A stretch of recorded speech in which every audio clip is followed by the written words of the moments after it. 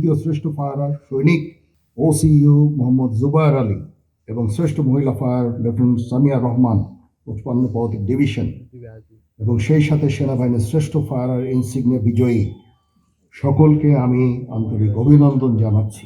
আমি আশা করব যে তারা তাদের এই ব্যক্তিগত স্কিল সবসময় বজায় রাখবে এবং এই স্কিল খালি বজায় রাখলেই হবে না, এটা অন্যান্য সৈনিক যারা আছে, অন্যান্য জুনিয়র সৈনিক, তাদেরকে এই স্কিলটা ট্রান্সফার করতে হবে, তাদেরকে শেখানোর কাজে সময় ব্যয় করতে হবে, তাহলে স্কিল ট্রান্সফার হবে। এবং এই স্কিলস ট্রান্সফারের জন্যই আজকে আমরা দেখতে পাচ্ছি যে আজ থেকে 20-30 বছর আগে যারা এরকম দক্ষ ফায়ারার ছিলেন তারা চলে গেছেন চাকরি থেকে, কিন্তু আমাদের এই যে সিলসিলা, এই যে কন্টিনিউয়েশন এটা চলছে, এর অর্থ হচ্ছে যে আমরা সুন্দরভাবে স্কিল ট্রান্সফার করে করে করে করে এখনো আমরা এই দক্ষতা অর্জন করে চলেছি এবং দক্ষতা আছে সেনাবাহিনী। আমরা সিএস ট্রফি ফায়ারিং 2024-এ মাইনর ইউনিটের মধ্যে ad hoc 47 motor regiment artillery champion হয়েছে এবং রানার আপ সদর দপ্তর 105 পদাতিক ব্রিগেডকে,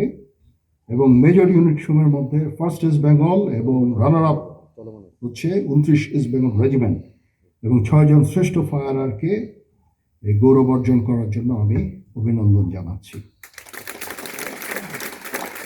সুতরাং well done 47 motor regiment artillery এবং 105 পদাতিক ব্রিগেড এবং ফার্স্ট ইস্ট বেঙ্গল এবং 29 ইস্ট বেঙ্গল মাইনর ইউনিট এবং মেজর ইউনিটের মধ্যে তারা সিএস ট্রফি ফায়ারিংয়ে চ্যাম্পিয়ন হয়েছে।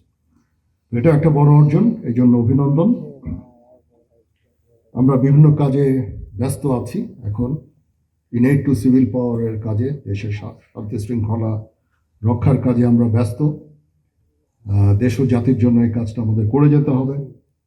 আমি প্রথমে মনে করেছিলাম আমরা খুব তাড়াতাড়ি এই কাজটা শেষ করে সেনানিবাসে ফেরত আসতে পারবো, কিন্তু কাজটা দীর্ঘায়িত হচ্ছে। আমি জানি যে আমরা বহুদিন ধরে এই কাজটা করে যাচ্ছি, ধৈর্য রাখতে হবে এবং প্রফেশনালিজমের মাধ্যমে, পেশাদারিত্বের মাধ্যমে কাজটা সম্পন্ন করতে হবে।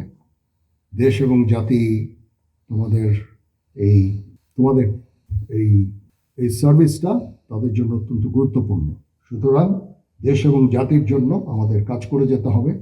যতদিন না আমরা একটা নির্বাচিত সরকার পেয়ে যাই এবং দেশ একটা শান্তি শৃঙ্খলার মধ্যে আসে, আমাদের এই কাজটা করে যেতে হবে। ততদিন পর্যন্ত ধৈর্যের সাথে এই কাজটা করে যেতে হবে। ডিপ্লয়মেন্ট থাকার সময় এই উচ্ছৃঙ্খল কাজগুলো করা যাবে না, এদিকে আমাদের নজর রাখতে হবে কোনো ধরনের উচ্ছৃঙ্খল কাজ যেন না হয়। বল প্রয়োগ করা যাবে না। মাঝে মাঝে এই কাজগুলো করতে যে কিছু বল প্রয়োগ হয়ে যায়, সেগুলো যথাসম্ভব বল প্রয়োগ করতে গেলেও অত্যন্ত একেবারে প্রপোর্শনেট যেন হয় এবং যত কম বল প্রয়োগের মাধ্যমে কাজগুলো করা যায় ততই ভালো। ইনশাআল্লাহ আমরা যদি সবাই একসাথে কাজ করি, আমরা একটা দেশের শান্তি শৃঙ্খলা ফিরিয়ে আনতে পারবো এবং একটা সুন্দর ভালো দেশ পাবো ইনশাআল্লাহ। পরিশেষে এই সুন্দর একটা প্রতিযোগিতা আয়োজন করার জন্য আমি এমটি ডাইরেক্টরেটকে ধন্যবাদ জানাচ্ছি।